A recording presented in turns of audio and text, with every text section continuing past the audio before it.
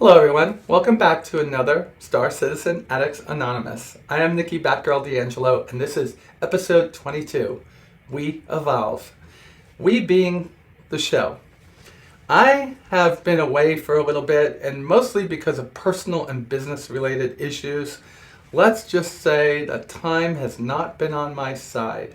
I've been watching as much as I can watch and oh my lord, is CIG throwing information at us in huge buckets or what? So for those people that say all I do is rehash the information, yeah, I do.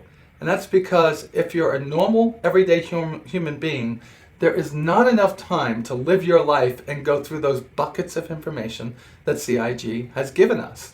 And I'm going to skip over a lot of that this week because I want to get out to you the recap of my visit to CIG headquarters in Santa Monika and my 15 minutes with Chris Roberts, which was just by the luck of a draw that he and I got to talk.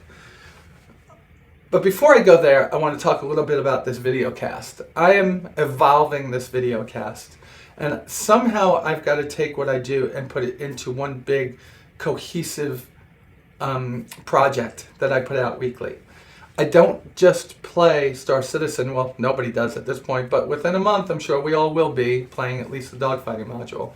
I play lots of other games. I love Kerbal Space Program, and they're about ready to come out with a major patch.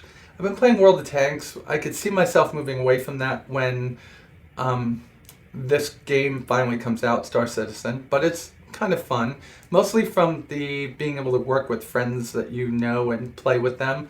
I play War Thunder. Why? Anything that flies, I like. And I love to play Civilization and other type games that come off of Steam. So I've been trying to decide, is this enough? Is this just enough to do for the broad number of people that I want to be able to watch and get information from me? And the answer was no, it's not enough. Star Citizen is going to be giving us, I should say CIG is going to be giving us huge amounts of information, and that's definitely going to be enough to do a weekly show, or at least a weekly segment of a show. One of the two. But it also doesn't satisfy my desire to talk about other things I do. So somehow, some way, I'm going to try to bring all this together. And whether that's in a channel that has multiple shows or a show that has multiple segments, that's still yet to be determined. I'll work that out as time goes on. But right now, I can tell you that there will not be any more break unless I'm on vacation with my children or I go away with my business for training or something. But in the meantime, let's move on with what we're talking about. Okay, huge amounts of information, and I'm just going to give you a for instance. In the last 2 weeks, we've had 10 for the chairman, 2 really exciting or wealth of information filled the next great starships, when we've had 2 Wingman's hangars. We've had multiple inside CIGs, and then we've had the monthly report.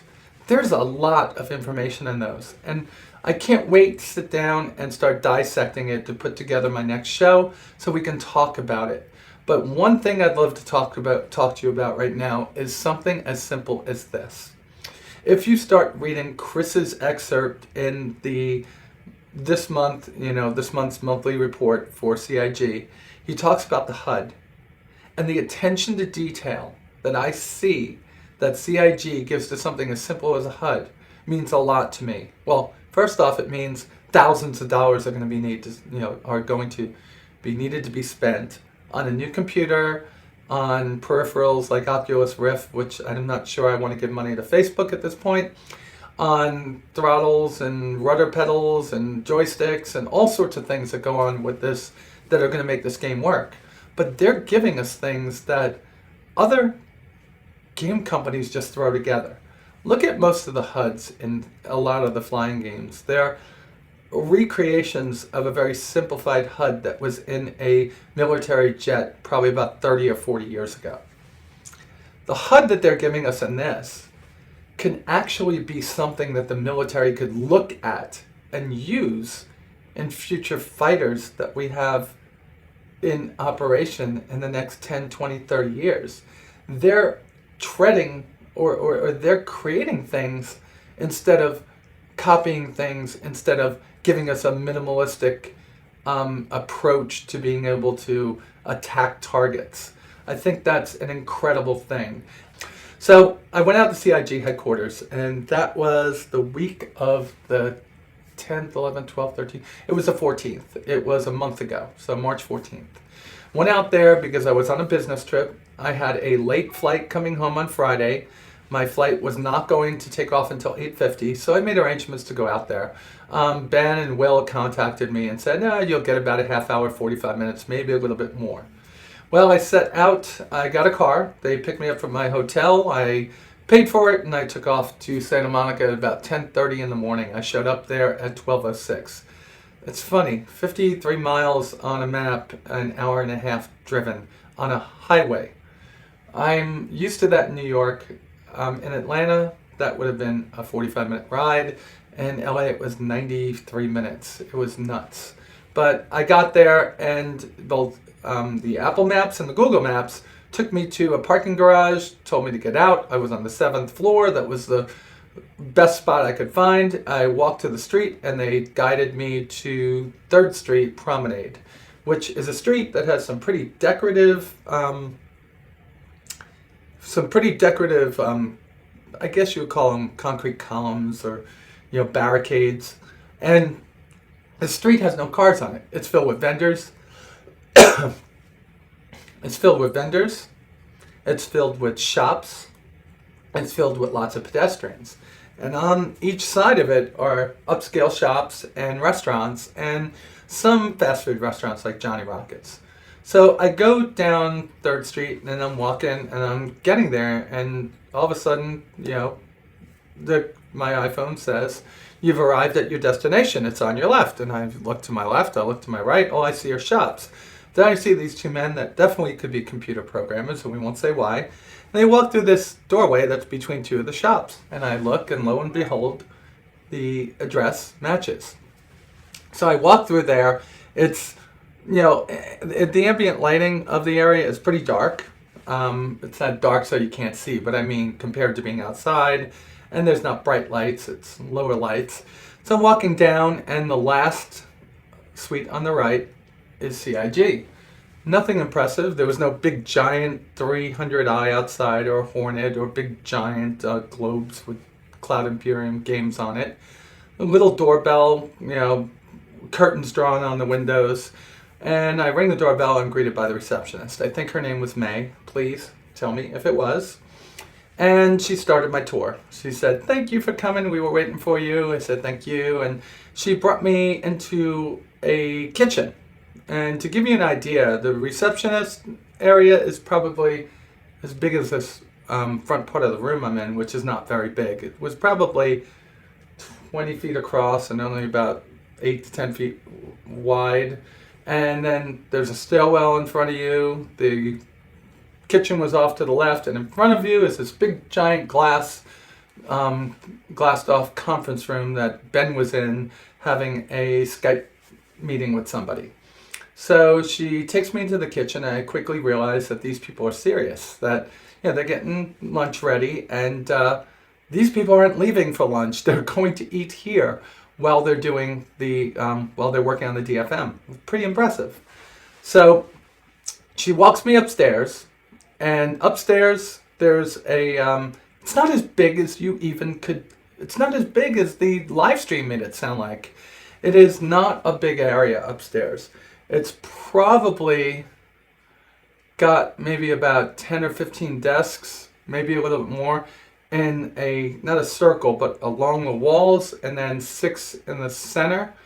And most of them were filled with people. There were a few empty ones, but it was lunchtime. Most of them were filled. So she walks me up the stairs and straight ahead. So you come up. So instead of going this way, you're going this way. And on the left is Chris's office. On the right is David and Chris Smith.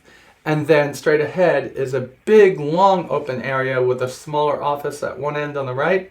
And that's where Will, Ben, Alexis, and then in the smaller area, that's where Chelsea is, and I forget the other guy's name. I'm so sorry.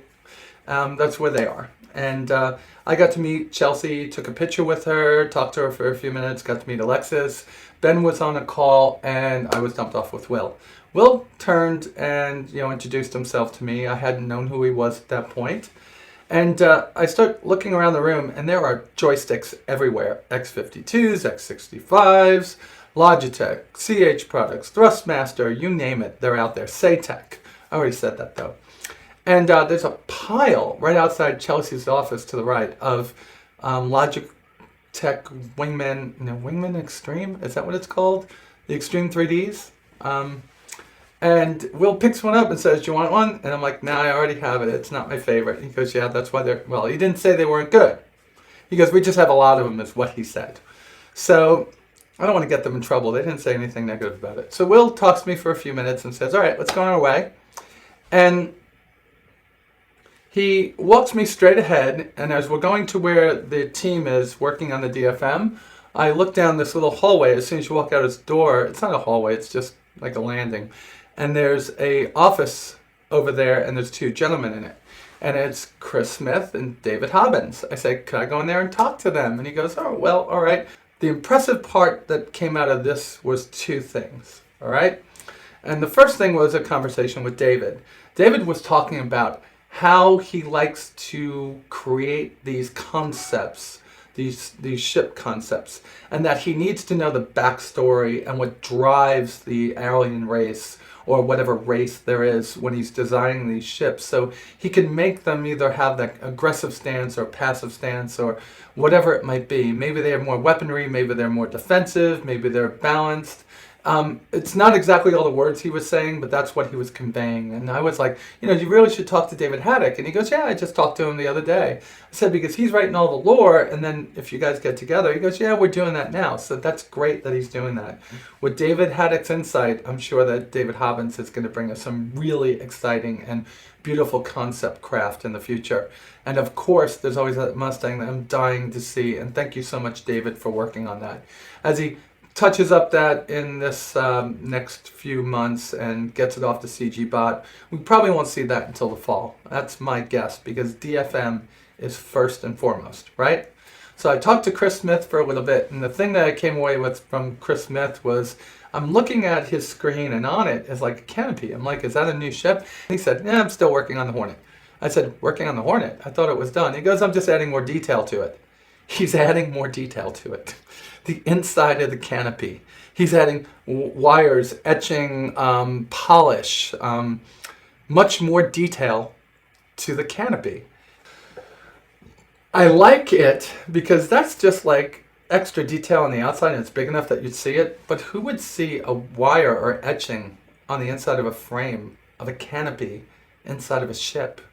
So we go and we leave him. He was bringing me over to show me somebody else, and I see David Haddock off to my left in another office. He was with another gentleman whose name escapes me right now because I really didn't have a pen, paper, or anything to write down names with, and I had put my camera and my phone in my purse so I couldn't get to them.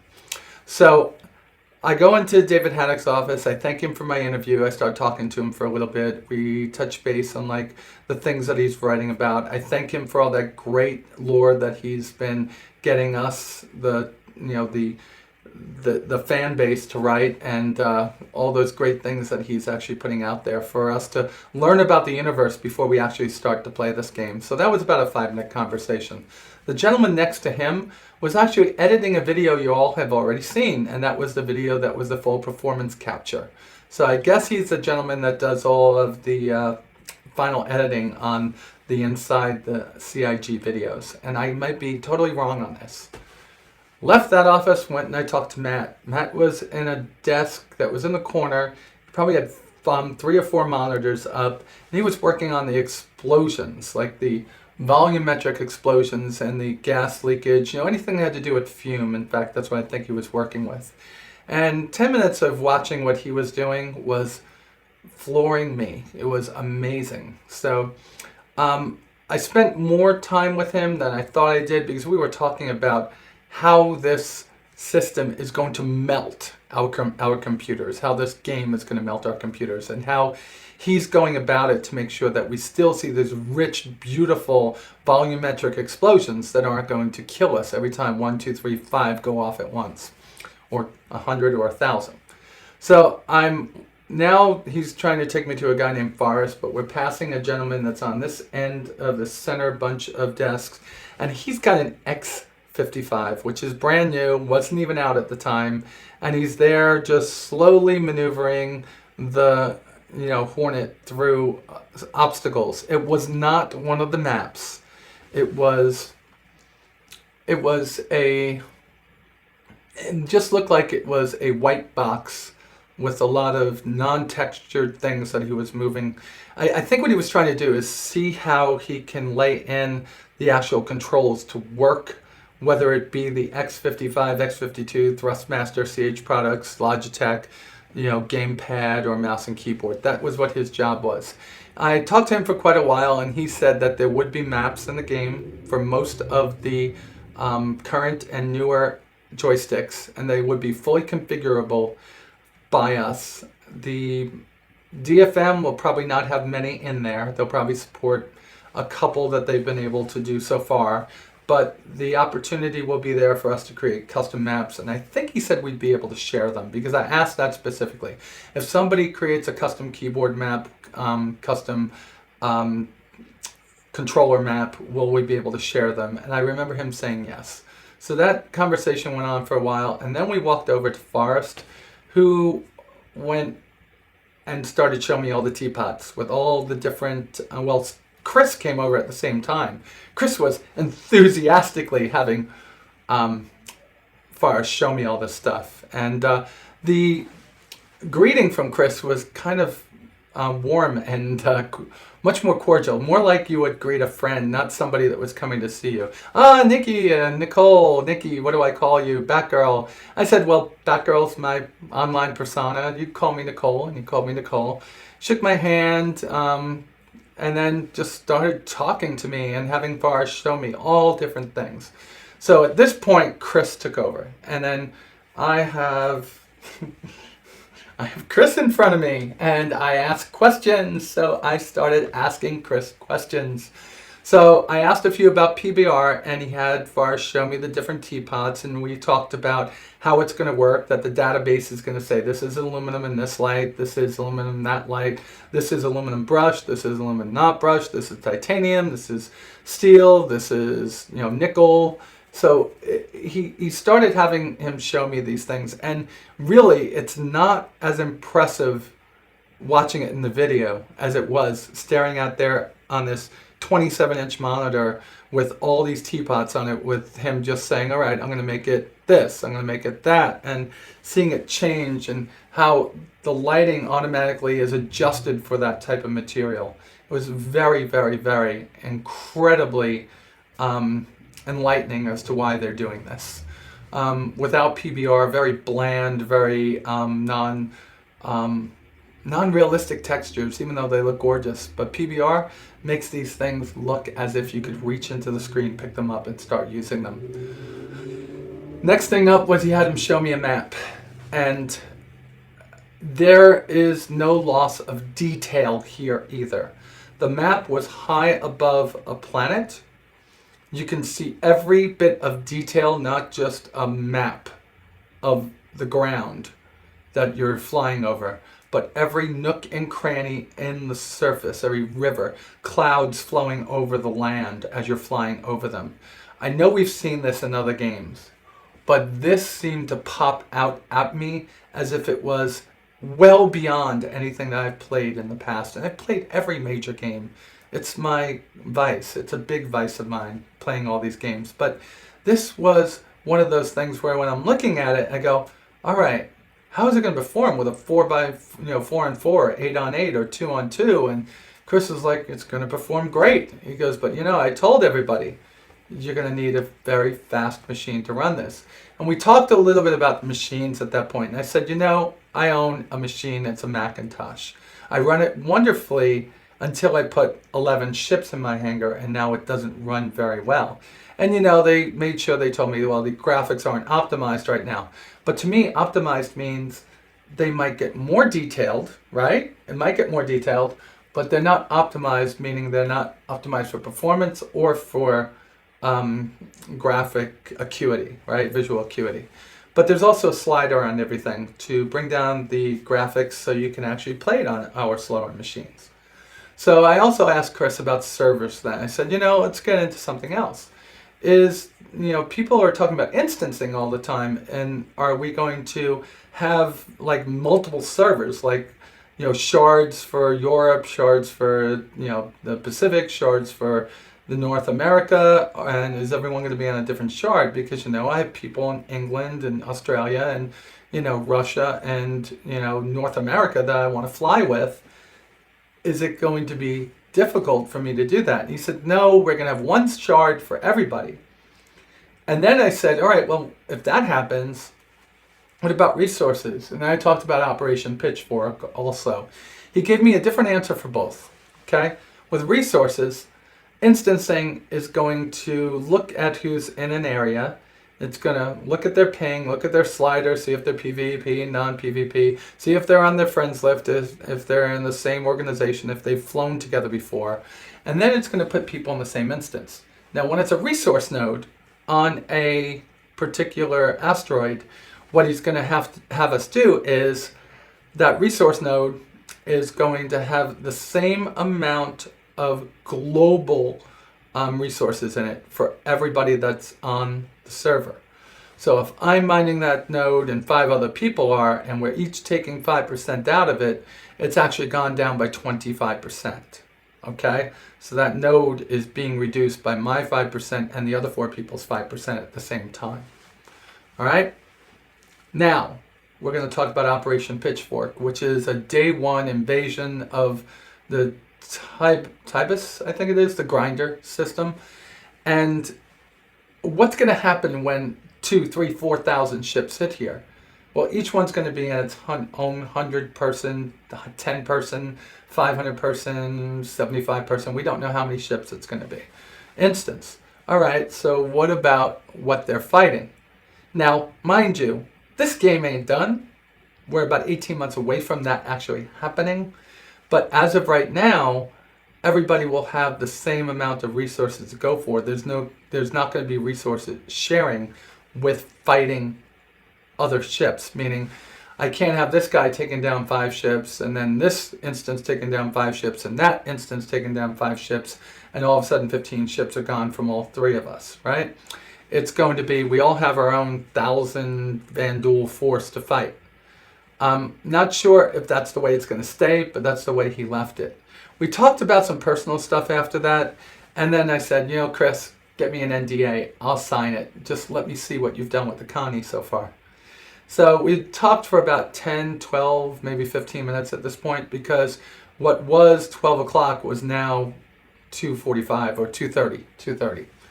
And maybe it was 2 o'clock. It was 2 o'clock. It was like an hour and 55 minutes had gone by like that. So I said, can you please? And Chris took me back into Chris Hobbin and to David Hobbins and Chris Smith's office. And we started talking, and I started, just finding out more about how they created these ships. And, the Mustang was on there, and I told Chris how I loved it, and he started talking about the Mustang some. And then he had David bring up the current where they are in the work in progress on the Connie. This isn't done, okay? Not done. It's where they are in the work in progress.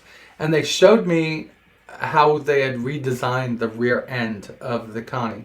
They haven't gotten to the crew compartment yet. They threw some ideas at me. I'll talk about that in a few seconds. So no longer is it this dual box system that comes out where you have the Merlin fly into it and then suck into it, or it comes down, Merlin comes out, comes down more, and the cargo comes out. The cargo loading and unloading is its own area now. The actual P-52 comes up and docks into the rear of the Connie, kind of pulls up over here, and then this clamp comes underneath it and holds it in place and covers it. David even went so far to say it covers it in very strong armor, so stray shots aren't going to take out the P-52 Merlin. There's then a hatch with a airlock that comes up from the top of the P-52 into an engine compartment at the back of the Constellation. And the engine compartment is going to be important, and these are things that have been made important by the redesigns of other ships that Foundry 42 has done. It was then said that, we haven't done the front yet, we don't know whether to move the crew quarters back or front, we might just leave the crew quarters in the back. I looked at Chris and said, take it from somebody that has been in the Navy, I was in the reserves, I wasn't in the real Navy, and someone that had family members in the Navy and friends that are in the Navy now. You don't want to walk through a cargo compartment and sleep next to an engine room. I said, for immersion's sake, that's not the best place to put it. I said, but we'd rather have the ship out and have it where you guys can make it work the best with the current layout of the ship. And he said, yeah, we're still working on it. It's going to be out soon. So the Connie is Chris's baby. It's going to be what he wants it to be. So right now, he's very excited about the redesign work that David has done. Not done yet. Remember, it's still got to go through the conceptual phase. And then after concept, it has to go to CG bot to make sure all these things can be implemented.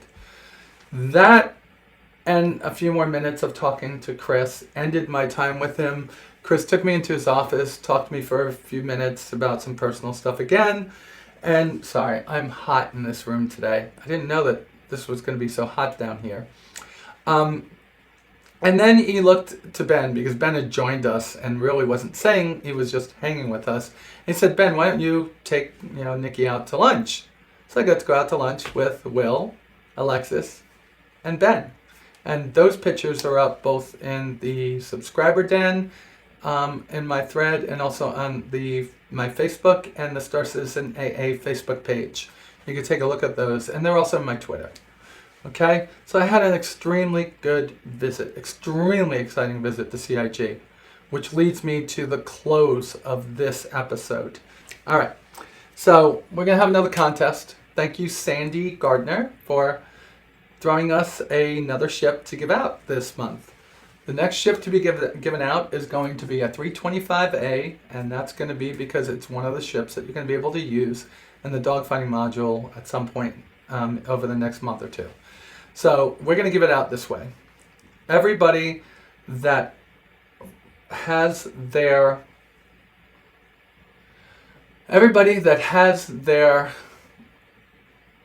confession read will have an entry. Everybody that makes a comment, one comment, and that's all I'm going to look for, one comment on that confession is going to have one entry. I want to open it up to everybody. I think it's unfair that a few people get to be in it, so it's going to be an entry for each person that does a confession, and let's say 2 entries for everybody that does a confession, and 1 entry for everybody that does a comment. I don't want to see any. I don't want to see anybody create users just to make this get done. And there are ways that we could find this out. I want this to be fair, okay? This is supposed to, A, help me get more viewers, but also B, help promote CIG, right? Help promote Star Citizen. And they've given us this to give out to you all, right? So let's make it nice so we can continue to get nice things from CIG to give out to y'all, okay? I'm going to read one at the end of this, so you automatically are going to have 2 submissions. I'll have a spreadsheet, and I'll make that available to everybody in a separate thread on the boards as soon as I talk to Eris about that. All right. So thank you all for listening, and if you like this episode, please remember to like it at the bottom, hit the subscribe at the end, beginning, or, send it off to your friends so they can watch too. Y'all have a wonderful week, and I'll be back next week. Bye.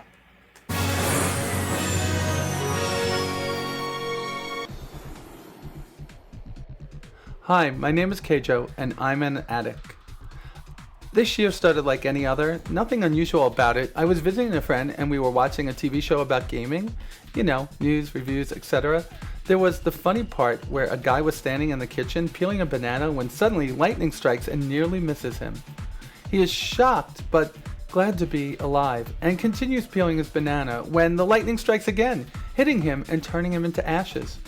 Another guy runs in and yells, "Final Fantasy 13! Lightning returns!" Then they roll the FFX3 segment. Well, yes, the joke was rather bad, but we were laughing so hard we almost missed the next segment, which had this nice looking space sim game on. Both of us being such huge space fans, we watched while recovering from laughing. We were both totally surprised that we never heard of this game before, though Chris Roberts' name immediately rang a bell for me. I adored the old Wing Commander games. After the segment, we went online immediately, watched, read, studied everything we could find on Star Citizen. I went home around 3:30 a.m. I only wanted to stay for dinner. With my bike in the pitch black night, a 40-minute drive, only to get to bed at about 4:15 a.m., not fall asleep until about 4:45 a.m., and waking up for work at 5:55 a.m. This all happened at the end of January. Ever since that day, I visit the RSI website at least 20 times a day. I watch all the YouTube videos on Star Citizen. I'm afraid that I am running out of videos soon. I read all the lore and fiction, visit fan websites, meet nice, like-minded people online, do not bring out the trash in fear of missing anything important, neglect my exercise, although I feel really bad about it, order food instead of cooking it myself. Time spent behind the stove is time I could spend in front of the PC. And finally, I bought a smartphone to do all these things on the go. This is going to be about a month now, and I hardly recognize myself anymore. Star Citizen has taken over my life.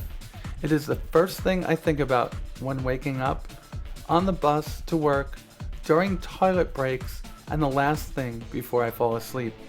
Hi, my name is Keijo, and I'm an addict, and I like it.